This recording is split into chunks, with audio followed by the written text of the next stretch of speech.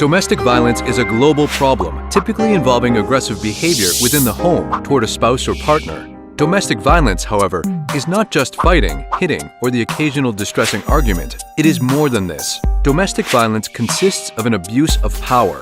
In many cases, violent acts are often a result of months or even years of control, intimidation, and threatening behavior. Domestic violence consists of physical, sexual, emotional, and psychological abuse. Both men and women can fall victim to domestic violence. In Australia, this problem is a large-scale topic, as on average, at least one woman a week is killed by a current or former partner. According to the most recent Australian Bureau of Statistics Personal Safety Survey, in Australia, 1 in 11 people have been subject to violence by a partner since the age of 15, with 23% of victims being male and 77% female. This shows that Australian women are most likely to experience physical or sexual violence in their home by a male partner or ex-partner. This data, however, is measured by victims, not incidences. Data collected on current partner violence showed that 65% of both men and women who have experienced domestic violence experienced more than one incident. These horrific acts often don't only impact the people directly in confrontation.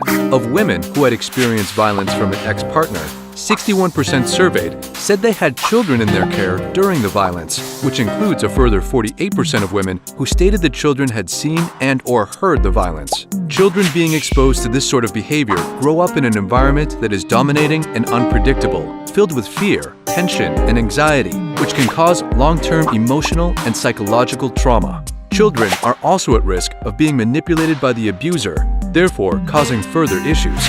It is difficult to measure the true extent of this problem. Recent statistics show that the majority of people who have experienced domestic violence don't contact the police and often never seek advice or support.